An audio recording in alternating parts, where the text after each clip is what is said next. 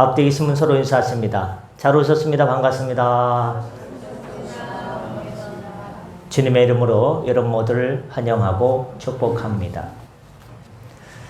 한 주간 동안 말 안 듣는 학원 아이들 돌보느라, 그 아이들 운행하시느라, 자녀 걱정하느라, 더운 주방에서 또 일거리가 없어서 고민하는 식탁에 앉아서 또 이렇게 우편을 기다리는 분도 계셨고, 쇼핑몰이 잘 돼야 되는데 걱정하다가 또 이렇게 약에 대해서 바꿔보고 차도를 보는 과정에서 또 이렇게 후레쉬한 곳에서 잘 되기를 바라는 마음, 크레딧 생각나네요.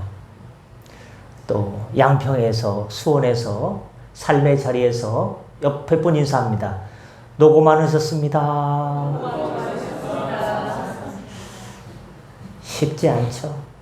뭐 하나 쉬운 게 없습니다. 그래서 인생에 답이 있고 이렇게 길이 있어야 되는데, 하나님 말씀이, 오늘 말씀이, 베드로를 통해서 주시는 하나님의 말씀이 갑갑한 여러분의 심령을 더운 여름날 시원한 얼음 냉수처럼 시원하게 해주고 답을 주고 길을 열어준 역사가 나타나기를 예수님의 이름으로 축복합니다. 오늘 말씀은 누가복음 5장 10절, 마태복음 16장 16절부터 18절 말씀을 중심으로 베드로, 갈릴리 어부에서 인류의 희망을 낚는 사도로라는 제목으로 말씀의 은혜를 함께 나누고자 합니다. 제가 얘기를 할게요. 잔잔한 갈릴리 호수 위로 아침 햇살이 부서져 내리던 썸데이 어느 날, 한 남자가 깊은 고민에 잠겨 그물을 던지고 있습니다. 그의 이름은 시몬. 거친 바다와 씨름하며 평생을 어부로 살아온 그는 비록 고단했지만 익숙하고 예측 가능한 삶을 살아가고 있습니다. 하지만 그는 그날 그의 그물에 걸린 것은 물고기가 아니라 그의 삶을 송두리째 바꿀 한마디 말씀이었습니다. Follow me, 나를 따르라. 내가 너를 사람 낚는 어부로 되게 하리라. 이 한마디 주어진 예수님의 말씀은 시몬 베드로, 곧 반석이 될 베드로의 위대한 이야기의 서정이 시작되는 출발점이 되었습니다. 이 이야기는 한 어부가, 고기 잡는 어부가 어떻게 인류의 희망을 낚는 위대한 사도가 되었는지를 보여줍니다. 난 단순히 애들을 가르치고 애들을 이렇게 수송하고 나는 이렇게 물건을 팔고 난 이렇게 일을 보고 있는데, 이런 삶의 자리에서 내가 베드로처럼 위대한 사도의 길을 갈 수 있을까? 답을 찾아보세요. 연극으로 치면 일막이죠. 거친 파도 속에서 들려온 부르심, 익숙함을 벗어던진 순종. 갈릴리 호숫가의 어부 시몬은 그날 밤새도록 그물을 내렸지만 한 마리도 잡지 못했습니다. 어떻게 해요? 허탈감과 피곤함이 온몸을 짓누르는 아침, 한 젊은이가 그의 배에 올라타는 게 아닙니까? 그러더니요, 자기 배에 허락도 안 받고 올라오더니 사람들을 가르치기 시작했어요. 그분이 누군가 봤더니 예수님이라는 분이에요. 말씀을 마치신 예수님은 갑자기 배 주인인 자기에게, 시몬에게 깊은 데로 가서 그물을 내려 고기를 잡으라 라고 말씀하셨습니다. 아니, 밤이 새도록 애썼는데 한 마리도 잡지 못했건만 나한테 감히 이 고기 잡는 것만큼은 탁월한 나한테 그런 말씀을 하시다니. 시몬은 순간 망설였지만 그 알 수 없는 권위와 압도적인 것에 이끌려서 뭔가 알 수 없는, 내가 이것을 하지 않으면 안 되겠다는 것이 해서 순종했습니다. 그리고 그 결과는 원더풀. 주중에 시청에서 기도회가 있었는데요. 처음에 설교를 들으니까 낯설지 않습니까? 사회자가요, 옆에 있는 분한테 인사를 해요. 한번 해보시겠습니다. 원더풀. 얼마나 뻥 쪘던지 뜬금없지 않습니까? 그래서 참 따라하면서도 이상했어요. 뭔 영광입니까? 원더풀. 그물이 찢어질 듯 엄청난 수의 물고기가 잡혔고 시몬은 경외감에 휩싸여 예수님의 발 앞에 무릎 꿇고 말았습니다. 그리고 한다는 말이 주여 나를 떠나소서 저는 죄인입니다. 그때 예수님은 부드러운 미소를 지으며 말씀하셨습니다.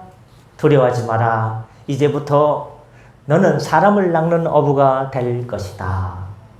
이 한마디는 그의 고막을 진동시키고 그의 영혼을 진동시켰습니다. 이 한마디의 시몬은 모든 것을 버리고 예수님을 따라갔습니다. 누구와? 그의 형제 안드레와 함께 그의 동업자였던 야고보와 요한도 함께였습니다. 이 순간부터 시몬은 자신의 삶의 모든 것을 내던지는 삶을 시작했습니다. 그에게는 익숙한 배와 그물, 가족을 부양하던 어업이 전부였습니다. 하지만 예수님의 부르심은 그 모든 것을 뒤로 하고 미지의 영역으로 나가기에는 강력한 자석과도 같은 힘을 가지고 있었습니다. 가면 안 되는데 끌려가는 거예요. 요즘 스마트폰이 그래요. 어른 나이나 똑같아요. 저도 뭐라고 말 못하겠어요. 그의 즉각적인 순종은 단순히 놀라운 기적에 대한 반응이 아니었습니다. 단순히 고기를 많이 잡게 해줬으니까 그것 때문에 한 게 아니에요. 그것은 예수님이라는 존재가 주는 알 수 없는 권위에 대한 사랑에 대한 본능적인 응답이었습니다. 베드로는 12제자 중에서도 유독 돋보이는 존재였습니다. 그는 뜨거운 열정과 때로는 지나치게 충동적인 성격을 가지고 있었습니다. 막 가슴에 불을 안고 사는 것 같아요. 누가 뭐라 하면요, 욱, 막. 예수님께서 물 위를 걸어오시는 것을 보고 자신도 걷겠다고 나섰다가 의심하는 순간 물에 빠져 허우적거렸고 Help me! 예수님의 순한 역을 듣고는 주여 그리하지 마옵소서. 뭔 십자가입니까? 뭔 고생입니까? 이 일이 결코 죽게 미치지 아니하리라. 예수님을 붙잡고 만류하다가 호호 사탄아 내 뒤로 물러가라 라는 준엄한 주님의 꾸중을 듣기도 했습니다. 그의 이러한 모습은 때로는 미련하고 서툴러 보였지만 그 안에는 예수님을 향한 순수하고 지극한 사랑이 담겨 있습니다. 여러분 우리 주변에 물불 안 가리고 뛰어들는 사람들 보십시오. 그들이 이성적입니까? 아니면 가슴이 먼저 움직인 사람입니까? 손이 먼저 가는 사람은요, 머리보다 가슴이 먼저 움직이는 사람이에요. 나중에 후회하죠. 내가 왜 그랬을까? 예수님을 향한 순수하고 지극한 사랑이 그의 행동들을 설명해 줍니다. 왜 그랬는가를. 그런 예수님을 향한 뜨거운 애정을 숨김없이 드러냈으며 이는 예수님께서 그를 특별히 여기시는 이유 중에 하나였을 겁니다. 많은 사람들 중에요, 예수님께서 누구를 특별히 보시냐? 머리가 샤프하게 샥샥샥 돌아가는 사람? 아닙니다. 뭐 계산을 잘하는 사람? 분석을 잘하는 사람? 아니에요. 순전한 사람, 가슴이 뜨거운 사람, 그런 사람 더 좋아하세요. 다듬어 쓰시죠. 예수님은 특별한 순간마다 베드로, 야고보, 요한을 가까이 두셨습니다. 수제자, 삼제자라고 하죠. 변화산에서 예수님의 영광스러운 모습이 드러났을 때, 야이로의 뼈를 살리셨을 때, 그리고 십자가를 앞두고 겟세마네 동산에 기도하실 때 누구는 항상 있었어요? 베드로, 야고보, 요한 세 제자는, 수제자들은 항상 예수님 곁에 있었습니다. 베드로는요, 그 세 명의 제자 중에서도 가장 특별하게 예수님의 가장 사적인 고뇌와 영광의 순간들을 함께 했습니다. 옆에서 지켜봤으니까. 이러한 경험들은 베드로의 신앙을 깊게 하고 그가 앞으로 감당해야 될 막중한 사명을 위한 귀한 훈련의 시간들이 되었습니다. 걸음이 되었죠. 여러분 살다 보면 좋은 일도 있고 괴로운 일도 있고 안타까운 일도 있습니다. 그러나 그런 것들이 우리의 신앙과 만나게 될 때 좋은 토양, 걸음이 됩니다.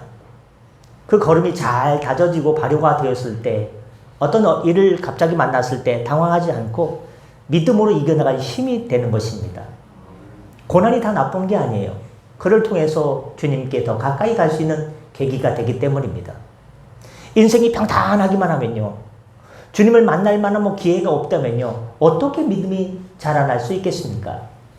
베드로는 단순히 예수님을 따르는 추종자가 아니라 옆에서 단순히 지켜보는 사람이 아니라 예수님 가까이서 예수님의 마음을, 내면을 가장 깊이 이해하고 공유하는 최측근 제자로서 성장해 나가고 있었습니다.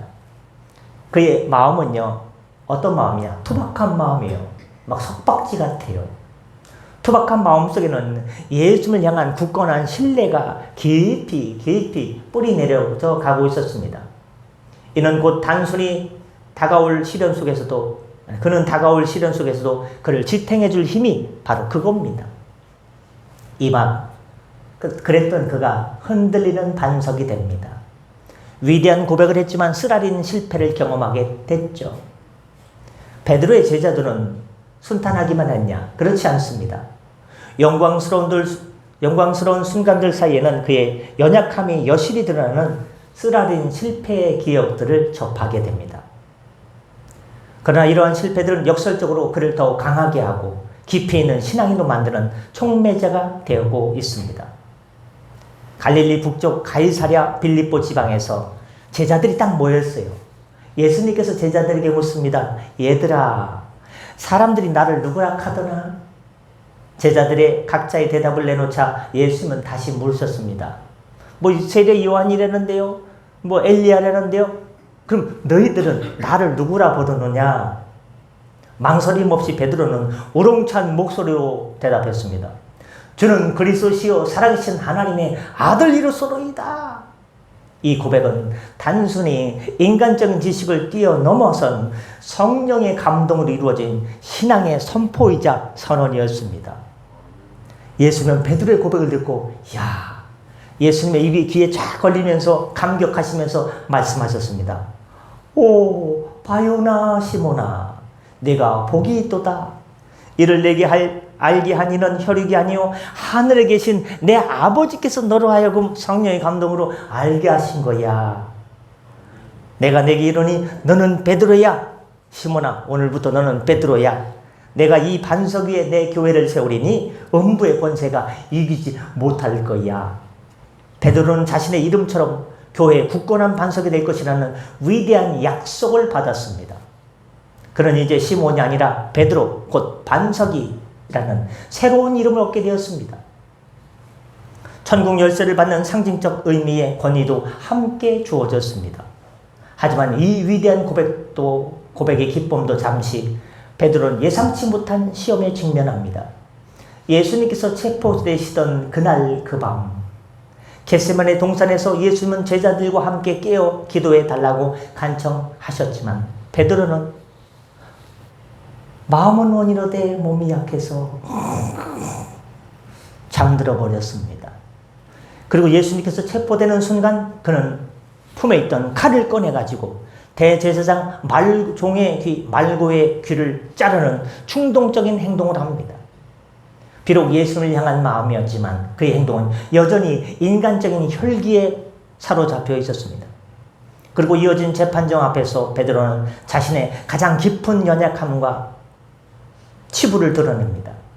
예수님을 다 버려도 나만큼은 예수님과 함께 있겠다. 다 예수님을 모른 척해도 나만큼은 예수님 옆에 있겠다. 큰 소리 치던 그는 여종의 질문에 불과한 너도 갈릴리 사람 예수와 함께 있었던 그 사람 아니냐? 라는 말 한마디, 예수님을 모른다고 3번이나 닭이 울기 전에 배반했습니다.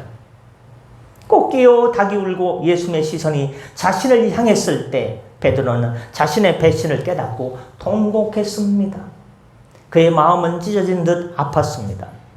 자신을 반석이라고 칭했던 예수님의 말씀이 무색할 만큼 그는 반석이 아니었어요.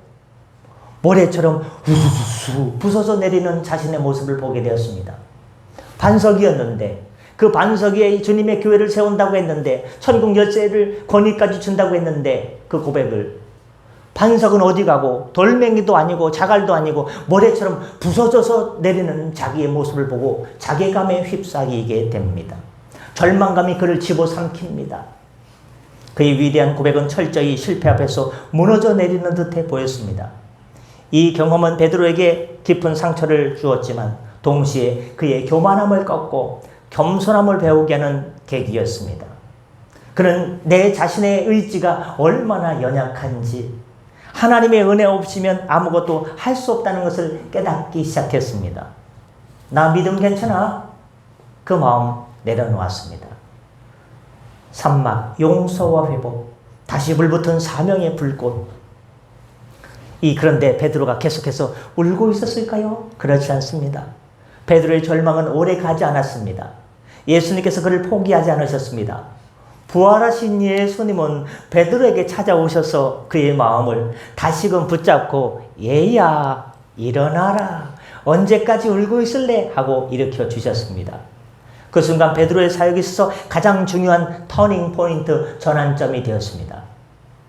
부활하신 예수님께서는 제자들이 있는 디베랴 바닷가로 찾아가셨습니다. 제자들은 밤새도록 고기를 잡는 거예요.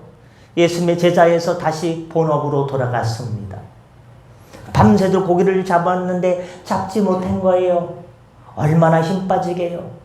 지쳐있는 제자들에게 예수님은 다시 한번 그물을 배 오른편에 던지라 말씀하셨고, 그물은 다시금 엄청난 물고기로 가득 찼습니다. 모나미 볼펜 153이 괜히 나온 건 아닙니다. 기적을 깨달은 베드로는 곧바로 어떻게 합니까? 성질이 급해요. 천천히 노져가지고 예수님께 갈 수가 없어요. 어떻게 해요? 곧바로 첨벙물에 뛰어들어서 예수님께 달려갔습니다. 얼마나 그랬는데요. 해변에서 예수님은 제자들을 위해서 뭘 피워놨어요? 숯불을 피워놓고 아침 식사를 준비하고 계셨습니다. 이 따뜻한 식사 자리에서 생선을 구워가면서 예수님은 베드로에게 잊을 수 없는 질문을 던졌습니다. 요한의 아들 시몬아, 뭐라고 불렀어요? 반석 베드로라고 부르지 않았어요? 너 옛날 사람 됐지. 요한의 아들 시몬아, 내가 이 사람들보다 나를 더 사랑하느냐? 베드로는 3번이나 예수님을 부인했던 기억 때문에 괴로워하고 송구해하면서 주님 그러하여다. 내가 주님을 사랑하는 줄 주께서 아시지 않습니까? 라고 대답했습니다. 예수님은 그의 대답을 들으시고 3번이나 같이 질문했습니다. 그리고 내 어린 양을 먹이라, 내 어린 양을 치라, 내 양을 먹이라 라고 말씀해 주셨습니다. 이 3번의 질문과 베드로의 고백은 그의 3번의 부인을 상징적으로 용서하고 회복시켜주는 과정이었습니다. 예수님은 베드로의 실패를 책망하지 않으시고 오직 사랑을 확인하고 다시금 목양의 사명을 부여하셨습니다. 이 순간 베드로의 마음속에 꺼져 있던 수검댕이 같은 사명의 불꽃이 다시금 성령의 기름 부음으로 다시금 뜨겁게 타오르기 시작합니다. 불타오르라. 그는 이제 자신의 연약함과 예수님의 무한한 사랑을 동시에 경험한 진정으로 겸손하고 견고한 반석으로 다져져서 거듭나게 되었습니다. 이 경험은 베드로가 이후 어떠한 어려운 환경 속에서도 흔들리지 않고 복음을 전하는 원동력이 되었습니다. 주중에 누가 복음에 대해서 얘기했는데 자꾸 복음 자꾸 복음이라고 그래요. 그 나중에 내가 뭐라고 하는 걸 알았는지 복음에 힘이 있을까 없을까? 살면서 의심해요. 내 은혜를 깨닫게 되면요, 복음에 능력이 있다는 것을 알게 되는 그 순간은 최고의 순간인 줄 믿습니다. 그의 용서 업무의 경험은 그로 하여금 다른 이들을 더욱더 깊이 이해하고 사랑하며 포용할 수 있는 능력을 주었습니다. 사막, 성령의 불길 속으로 담대한 복음의 선포자로 예수님께서 감람산에서 승천하신 다음에 제자들은 마가의 다락방에 모여 기도하기에 힘썼습니다.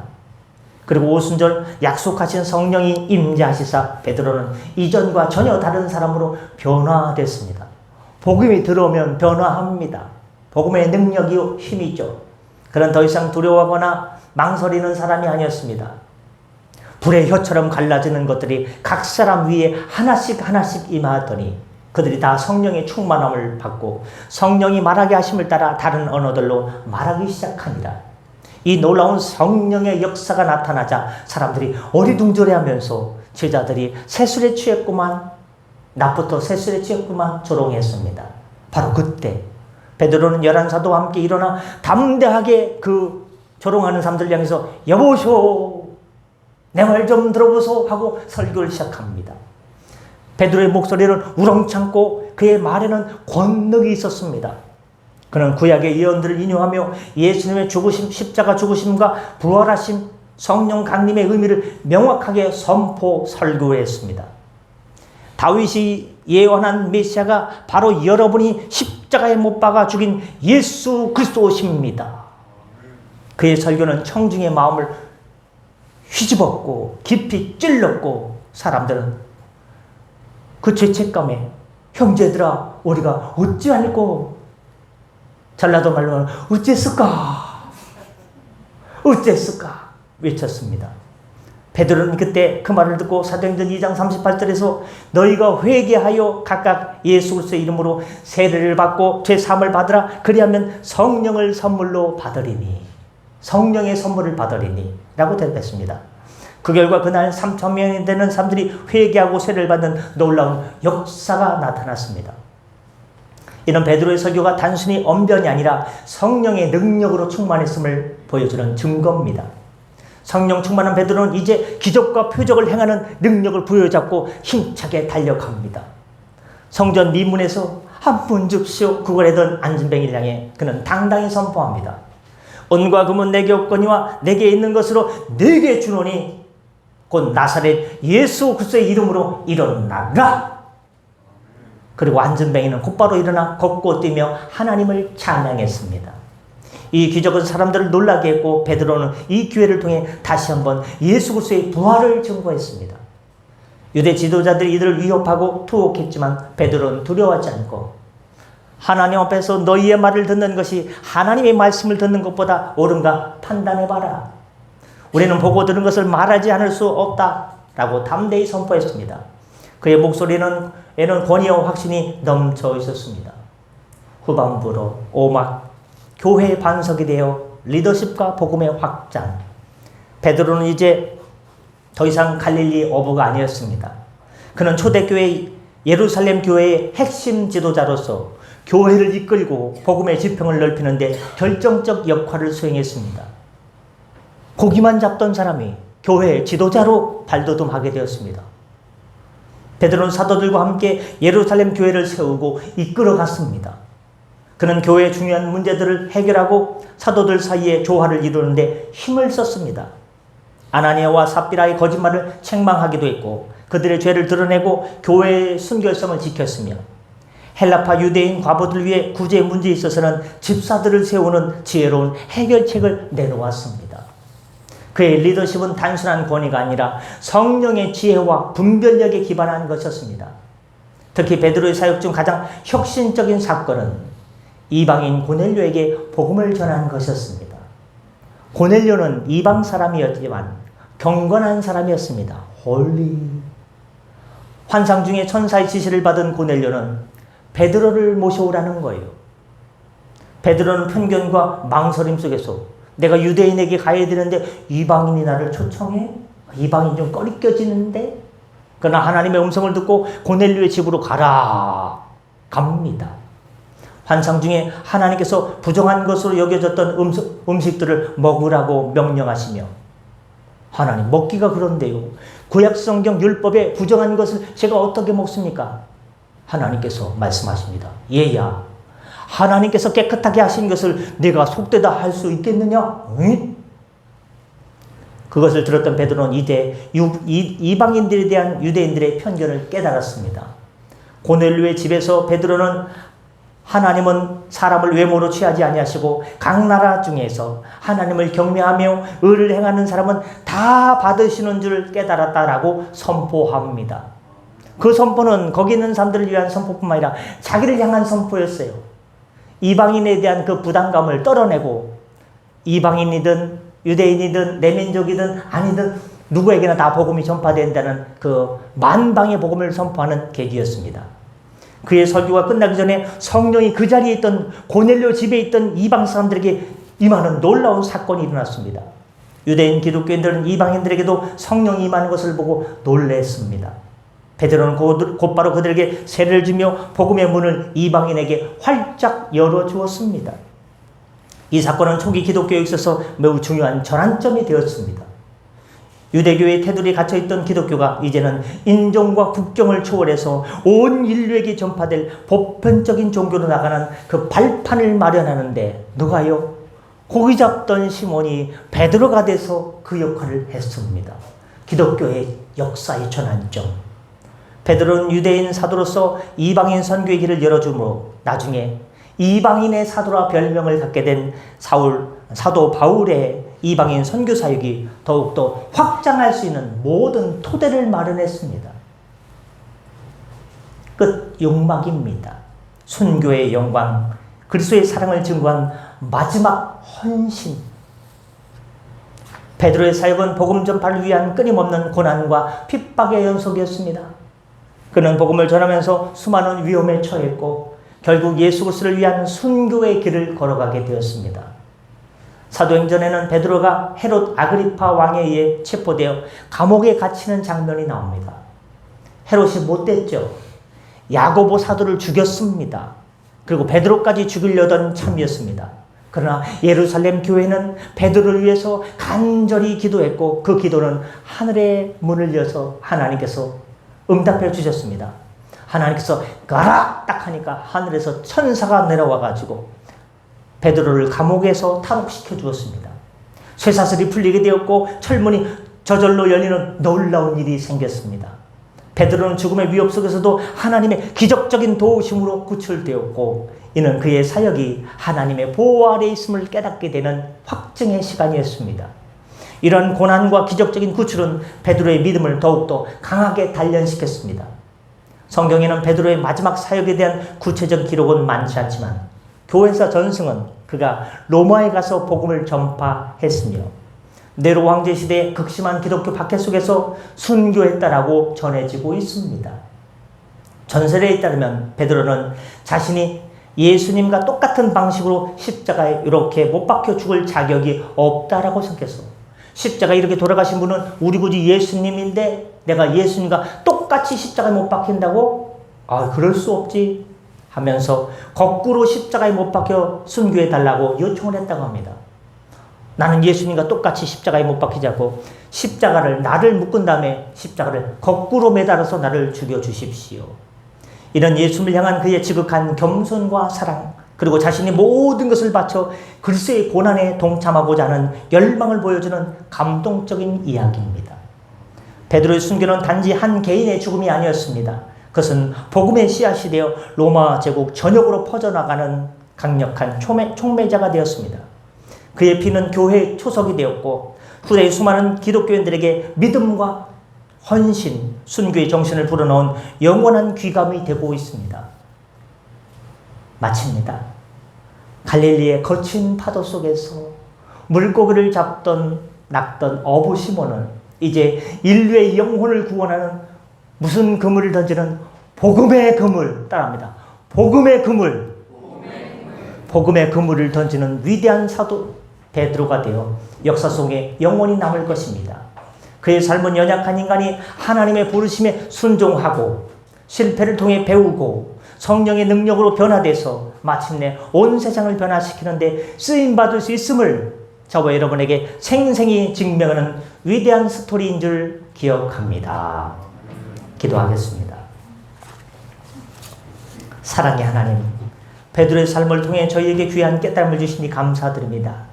갈릴리 어부 시몬이 주님의 부르심에 모든 것을 버리고 따랐던 것처럼 저희도 세상의 유혹을 내려놓고 주님께 즉시 순종하는 믿음을 허락하여 주옵소서. 믿음을 주시옵소서. 저희의 열정과 충동적인 마음마저도 주님 뜻에 합당하게 다듬어 주시옵소서. 주는 그리스도시요 살아계신 하나님의 아들입니다 고백했던 베드로처럼 저희도 흔들림 없이 주님을 향한 확고한 신앙 고백을 했으면 좋겠습니다. 또한 베드로처럼 주님을 부인했던 저희의 연약함과 실패를 용서하여 주옵소서. 내가 나를 사랑하느냐 물으시는 주님의 음성 앞에 저희의 진정한 사랑을 고백하며 회복의 은혜를 통해 다시 일어서게 하여 주옵소서. 오순절 성령 충만한 속에서 담대히 복음을 전포했던 베드로처럼 저에게도 성령의 능력을 부어주셔서 두려움 없이 예수 그리스도의 복음을 증거하게 하여 주옵소서. 주님의 이름으로 기적을 행하고 주님의 영광을 드러내게 하여 주옵소서. 베드로가 초대교회의 반석이 되어 복음의 지평을 넓혔던 것처럼 저희도 각자의 자리에서 주님의 교회를 세우고 모든 영혼에게 복음이 전파되는 일에 헌신케 하여 주옵소서. 베드로가 주님을 위해 기꺼이 순교의 길을 걸었던 것처럼 저희도 주님을 향한 사랑 때문에 기꺼이 고난을 감당하고 희생할 수 있는 믿음을 주시옵소서. 이 모든 말씀 우리 주 예수님의 이름으로 기도드렸사옵나이다. 아멘. 주신 말씀 기억하면서 찬송가 284장 부르시면서 준비하신 예물 하나님께 드리겠습니다. 찬송 284장입니다.